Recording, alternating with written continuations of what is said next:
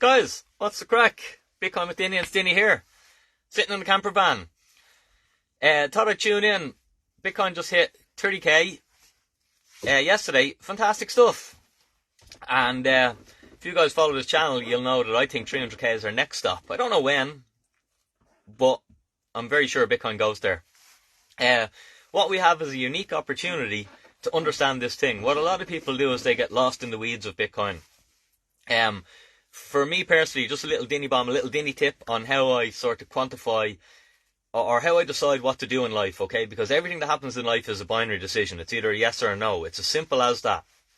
But what we instinctively do is we overthink stuff and we complicate stuff and we bring multiple variables into the same decision. Morning, Darren.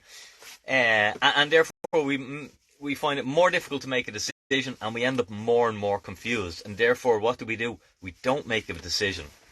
Alright? Now, every decision, every success that we have in life comes down to, if you get everything out of the way, it comes down to a binary decision. Either you did or you didn't. Either you said yes or you said no. Either you took action or you chose not to take action. Okay? So it's always a binary decision. Everything is very simple in nature, but we as humans, we cloud it and we confuse it and we procrastinate on it. And that's what hurts us the most. With Bitcoin, it's the very same thing. People are overthinking it. People are making it seem more complicated. The first thing I learned about Bitcoin, I'll just take you back to when I first started looking into Bitcoin. I was very confused. There's too many variables. I hadn't a clue. Crypto, Bitcoin, it was all the same. I just wanted to make money. I thought it was a way of making money fast. I'd seen some of my friends be in the space and make some money and lose some money. And I was building business at the time. But the first thing I learned that got my attention on Bitcoin was that there's only 21 million Bitcoin. Now, I'm just going to give you a little dinny bomb. Hopefully my internet stays alright here. I'm just on my way down to my parents. There's a load of seaweed on the road and Dad wants to clean it up. This is what we do. And I'm delighted to help him, to be honest. I can't think of a better way to spend my morning. But when it comes to valuing something, okay, I want you to imagine this. I'll give you a story, just how I understand this, because I had practical experience of this. Most of you guys know the story, and guys, do me a favour, hit the like button if you're here. Humour me for my little story for a second. But most of you guys know I broke my back, and it led me down a journey of health and fitness. And ultimately, that's how I managed to get myself in a position for early retirement. I was building a fitness company. But way back when I started my fitness company, okay, I started using these things called kettlebells. I was out in Australia, and Jeannie, what was the guy's name? Can't think of it now, it's gone, but it will come back to me. This hydrotherapy physio that I was using had me in a swimming pool with a float strapped around me, and he had me with doing this kettlebell and just doing these really basic exercises like passing behind my back and stuff like that. And as I started to recover my broken back, get on with the story, Dinny. I'm dragging it out too long, hold on. How do we fast track this?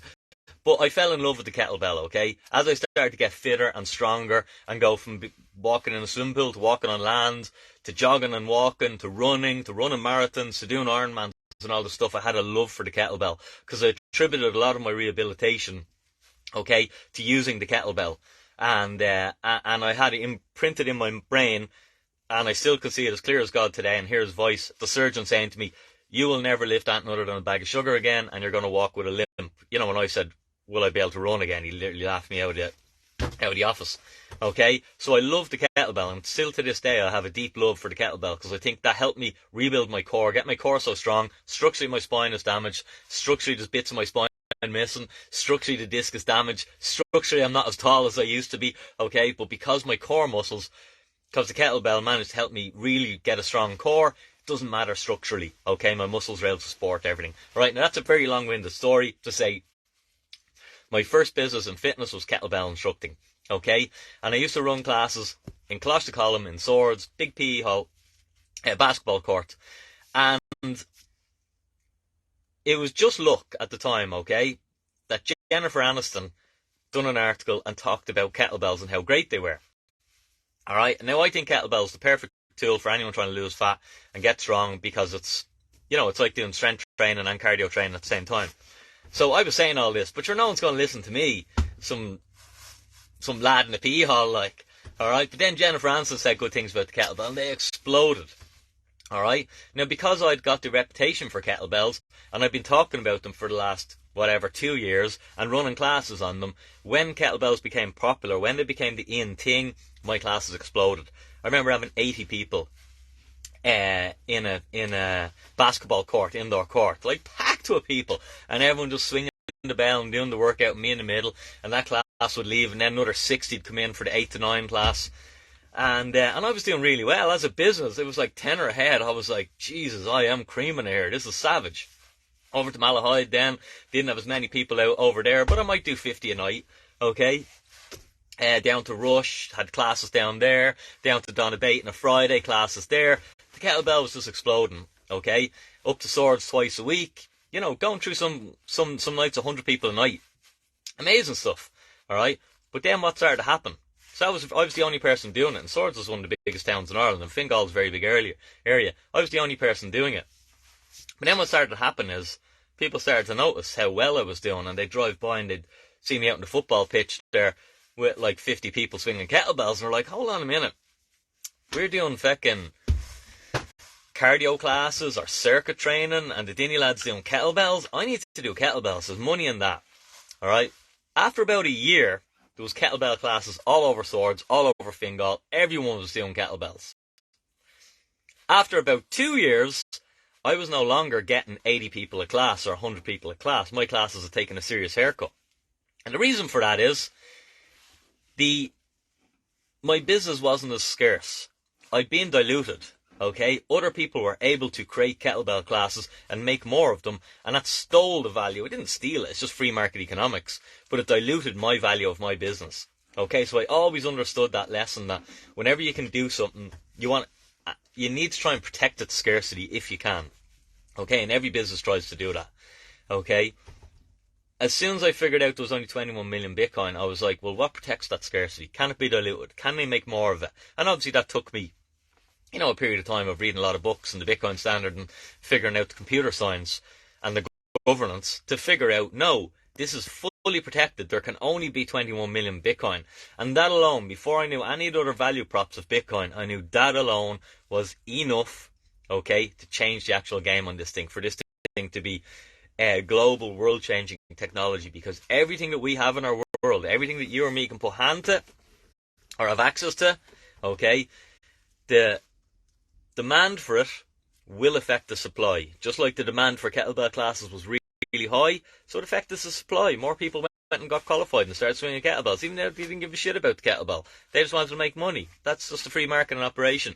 But with Bitcoin, what protects its value is that nobody can create any more of it. Okay? Now I'm going to give you one other little Dinny bomb, guys. Thanks, Mike. Mike agrees with me. I'll give you one other little Dinny bomb.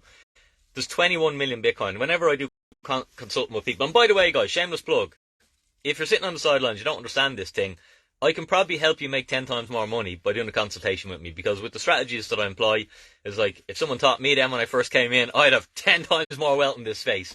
But it took me time to figure them out, and that's why my customers get a lot of value from any of the consulting that we do. There's not going to... I always ask my clients in the community, I say, how much Bitcoin will there be? Sometimes they don't know, sometimes they say 21 million. Okay, I say, how much are in circulation today? How many are available to purchase? 19 million is the answer. Okay, there's 2 million left to come. It's going to take over 100 years to mine all them.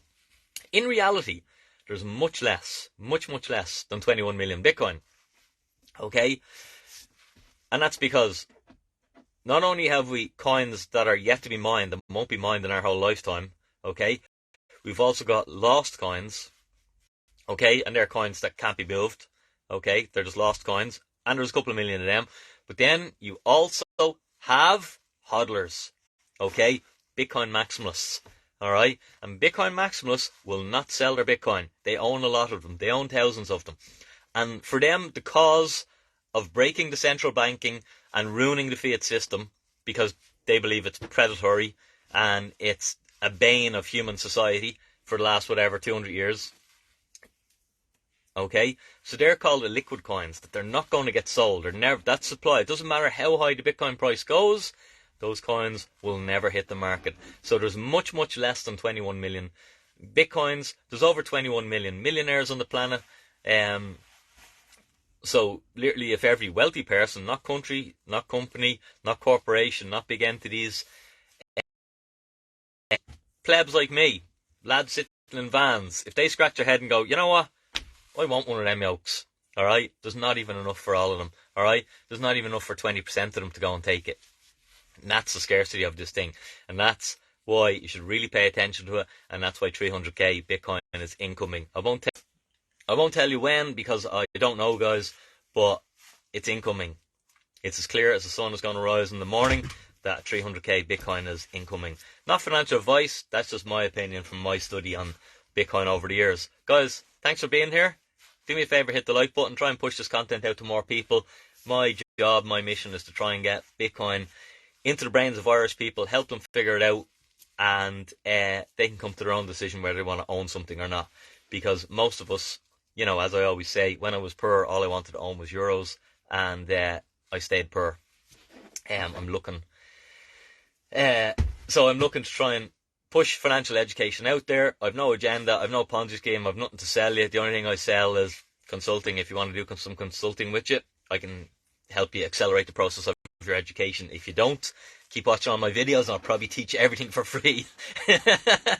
Guys, have a super day. It's great to see you, and great to see Bitcoin on a little pump, but it goes up, it goes down, it's volatile, and that's why you have to be a hodler, and that's why your education will help you sustain the ride, sustain the journey, and help you will be taking some liquid supply of Bitcoin. Hopefully, when you really figure this thing out, it's not about buying Bitcoin to make a couple of grand. It's about buying Bitcoin to create a generational opportunity for you and your family, basically forever. Okay, because this is the transition from physical store of value to digital store of value. This only happens once. Okay, so enjoy the ride, baby. Dinny out.